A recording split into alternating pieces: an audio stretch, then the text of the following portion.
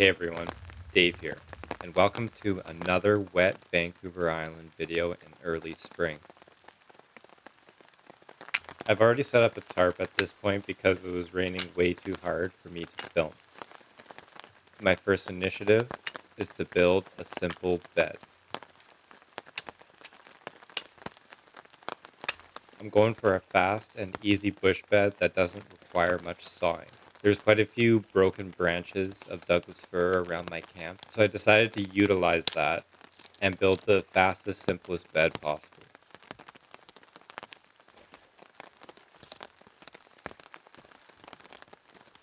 Start with some bigger boughs on the bottom, thinner boughs on top, layer some ferns on top of that, and you're good to go. This bed is very comfortable, very easy to make. Next step is to deal with how wet all the material is, and I just simply used a tarp from Amazon. This tarp is about a 6 by 8. All I do is simply put my sleeping gear inside of it, and I can kind of cocoon myself in it. In the shoulder seasons, it's really good to come prepared for the damp wetness you most likely will encounter in the Pacific Northwest. So that's why I tend to bring a couple tarps on me in this season.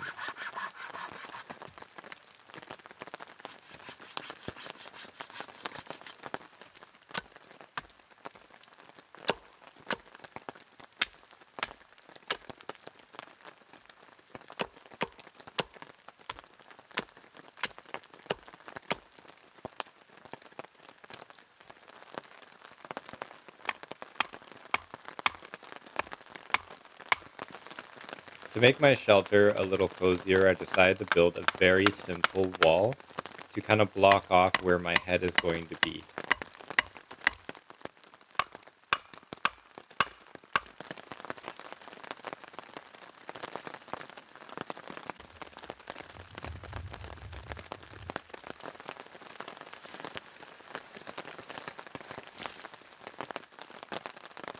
So instead of building your traditional fire reflector type wall, I decided to make a weaved wall to save energy in sawing and finding large amounts of wood. I want to use the large amount of wood for my fire because I want to have a nice big long fire tonight.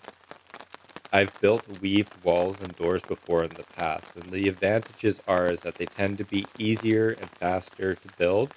They take less calories, and obviously they're not as solid as the traditional kind of fire reflector log wall. They do a really good job still of blocking out wind and keeping some heat in your little shelter setup.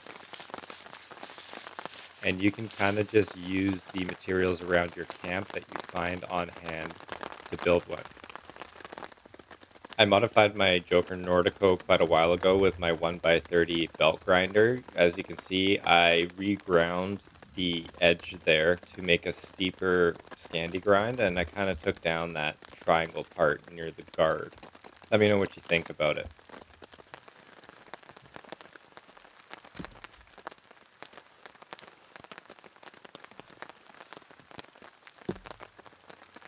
Even though everything is soaked and it's pouring rain, there's still plenty of good wood out there.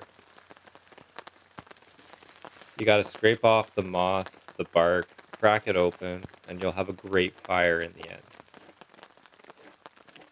I definitely have to put in a lot of prep when it's raining this hard into the fire. So if you ever do bushcraft adventures when it's raining this bad, plan to take a couple hours on just wood processing for a good fire.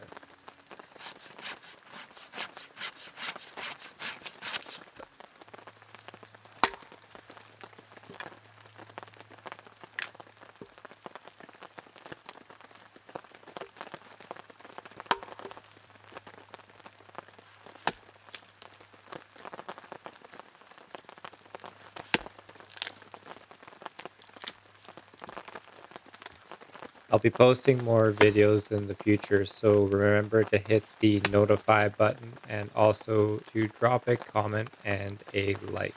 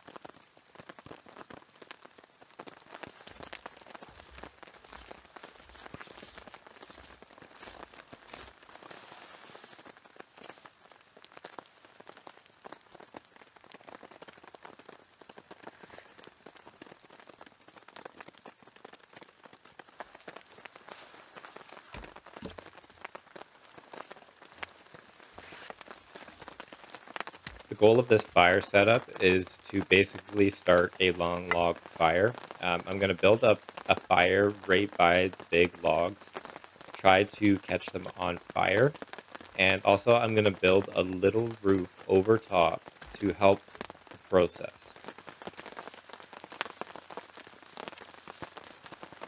I've made a lot of fires in wet weather, and you just gotta put in the time. I found it very advantageous to try to catch a very big log on fire when it's raining this much. That's the easiest way to keep a fire going when it's pouring rain.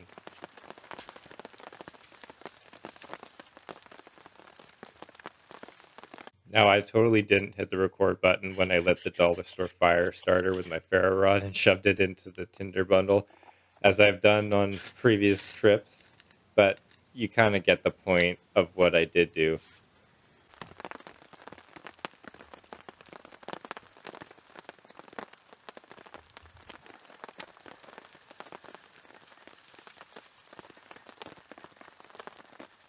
Once the tinder's lit, I give it a little bit more oxygen, and I kind of allow those twigs that are the roof right now to catch on fire as well.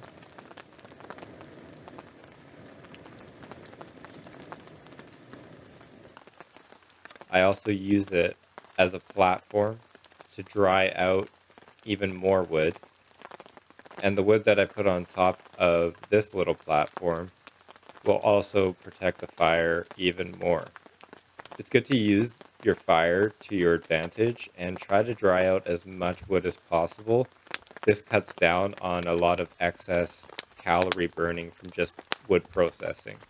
And once you establish a nice hot bed of coals and you get those other big logs on fire, you don't really have to worry too much about it going out.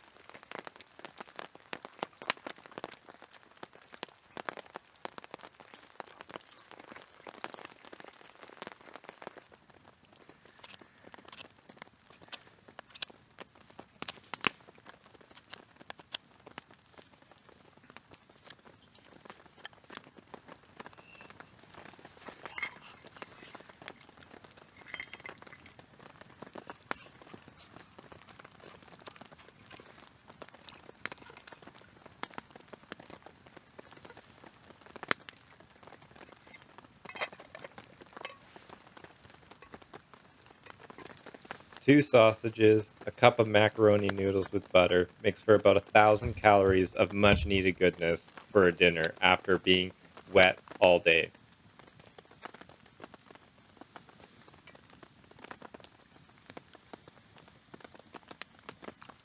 Sausages are one of my favorite things to cook out there. High in fat, high protein, high salt, high calories. I don't really eat them very much at home, so it's a wonderful treat after going around burning calories, hiking, and all that sort of stuff.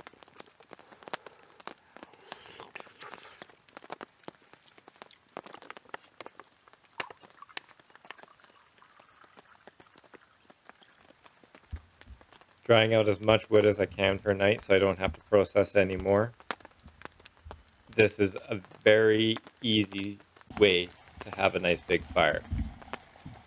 And you got to have a nice nighttime tea before bed.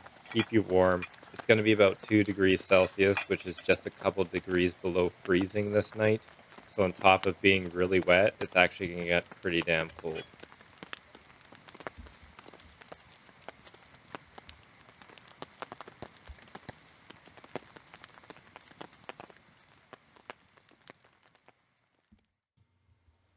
The tools for the job on this trip, we got the Joker Nordico, the 14C28N with my modified Scandi.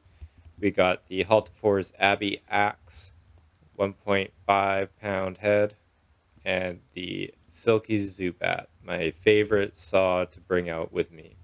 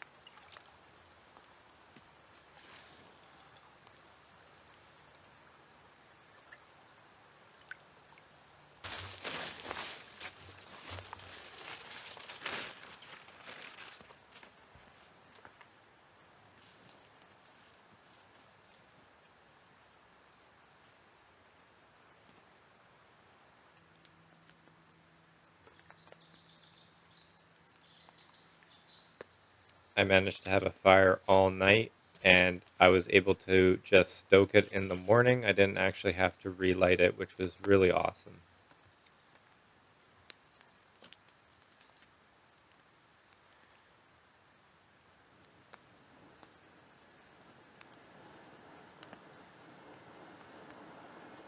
Highly recommend you get one of these pocket bellows. I've said it on other videos before. One of my favorite pieces of kit that doesn't take up much space in my bag.